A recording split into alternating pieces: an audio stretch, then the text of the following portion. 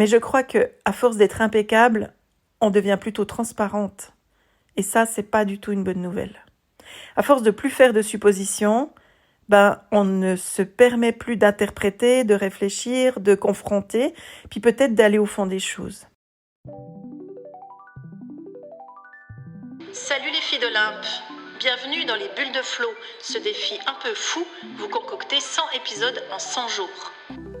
Chaque bulle sera une respiration, une histoire ou un défi pour éclairer autrement nos différences, nos ressemblances et nos fameux possibles.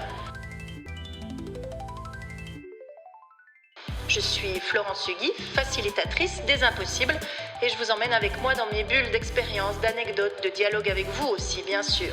Allez, on respire et on s'envole.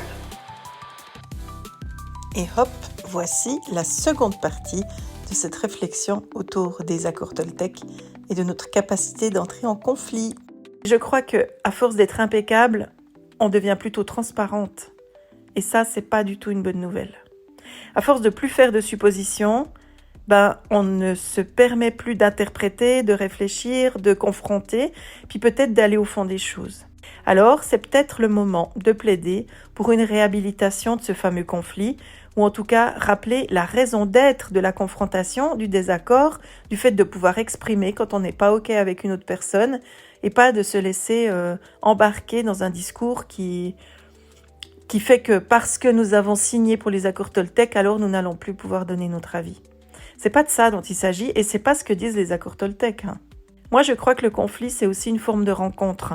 C'est une rencontre de différents types de vérités, de différents types de regards sur le monde, et ça fait du bruit, ça fait du chaos, ça provoque plein d'émotions. Il y a parfois des bras de fer, parce que il y a des personnes parce que personne dit que la confrontation, ça doit être un truc tout doux, ou tout bienveillant, pour reprendre un autre mot sur lequel on pourrait travailler. Et c'est pour ça que le fait de ne pas être d'accord, c'est aussi complètement vivant et complètement réel. Ça fait partie de nos vies, ça doit faire partie de nos vies. En thérapie sociale, on part de l'idée que entrer en conflit, c'est empêcher d'entrer en violence. Et que le fait de pouvoir exprimer des désaccords fait qu'on entend aussi les avis des personnes qui sont en face de nous, et qu'au final, il y a peut-être quelque chose qui pourrait se relier en termes de plus petits dénominateurs communs.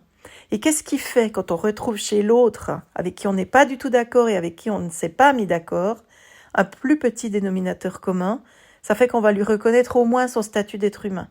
Ça veut dire qu'il n'y aura pas besoin d'être violent avec cette personne parce qu'elle va avoir un point commun avec nous. Mais ça, si on ne le creuse pas et qu'on ne va pas le chercher, on ne le saura pas, on ne le saura jamais. La paix intérieure, c'est pas de la docilité émotionnelle. Et il s'agit de ne pas confondre. Et c'est là, pour moi, que les accords Toltec pourraient devenir problématiques. Parce qu'ils ne doivent pas servir à faire taire la colère. Ils ne doivent absolument pas servir à gommer des différences. Et puis c'est important qu'ils ne soient pas au service d'une forme de disqualification de nos ressentis, parce qu'on a besoin d'évoluer puis d'aller en rencontre les uns avec les autres. C'est comme ça que le monde du développement personnel devient violent. Et c'est comme ça que tout le monde social qui va adhérer à ces idées-là pourrait aussi développer une forme de violence. Violence subtile, violence symbolique, appelez-la comme vous voulez, je ne vous parle pas de Kalachnikov.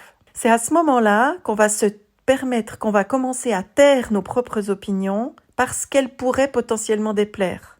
Et on le voit, sur la question féministe, il y a plein de choses qui ne se disent pas parce qu'on sait que ça peut déplaire et que si ça déplaît, alors on va être taxé et catalogué dans une catégorie de gens où personne n'a envie d'aller parce que c'est franchement pas glorieux et on va être pointé du doigt par plein de gens dans cette société. C'est pas le cas que sur la planète féministe, c'est une planète que je suis, c'est pour ça que je vous prends cet exemple. Alors moi j'ai envie de vous dire, oui, c'est le moment de déplaire et c'est le moment de mettre de l'énergie pour déplaire. Et je suis la première concernée qui me suis un peu retirée des débats sur les questions féministes, par exemple, parce que j'ai aucune envie d'entrer en pugilat sur toutes ces questions-là, mais je devrais le faire. Je devrais le faire beaucoup plus, parce que c'est important. Je crois que c'est hyper important qu'on puisse avoir des opinions plurielles dans une société. C'est aussi un gage de démocratie qui fonctionne, et c'est bien de ne pas l'oublier. Et oui, puis il y a cette idée aussi dans les accords Toltec de jamais rien prendre personnellement. Mais en fait, prendre parfois des choses personnellement, c'est juste faire preuve de lucidité. C'est pas un problème. Quand on entend une remarque sexiste, quand on se prend un abus de pouvoir ou une situation d'injustice, c'est pas notre ego qui réagit. C'est juste notre radar d'intégrité. Et donc c'est important qu'on puisse exprimer ça. C'est pas une blessure d'orgueil, c'est juste le fait de vouloir être respecté et de vouloir qu'on puisse respecter l'autre. Et ça, c'est pas un problème. Mais c'est pas tout à fait dans la ligne des accords Toltec. Alors non, j'ai pas l'intention du tout de toujours faire de mon mieux. Parce que parfois de mon mieux, c'est juste de dire stop ou de dire ouais, j'ai les crocs. Ouais, j'ai les crocs et je suis pas d'accord avec cette vision-là du monde. Ma parole, elle ne sera jamais impeccable parce qu'elle portera toujours des colères potentiellement, ou bien des tristesses, ou bien des ajustements, ou bien des inconnus. Et ça sera ok parce que je suis un être humain totalement imparfaite. Et oui, je vais aussi prendre certaines choses personnellement parce qu'elles me concernent personnellement, tout simplement. Et donc c'est là, puis au cœur de cette tension entre ce que les accords Toltec nous proposent comme piste de fonctionnement et de ligne de vie, et la réalité de ce qu'on vit dans nos vies au quotidien, c'est exactement là que moi je me sens vivante. C'est quand je peux exprimer des choses qui sont parfois pas bien prises, qui sont parfois pas très bien comprises. C'est pas grave. Ma vision, elle est là. Et à partir du moment où je l'ai exprimée, je vais donner l'autorisation à l'autre. Je vais lui donner la possibilité de pouvoir me répondre et de pouvoir m'exposer sa propre façon de voir une situation. Et rien que ça, c'est un vrai cadeau qu'on fait à l'autre.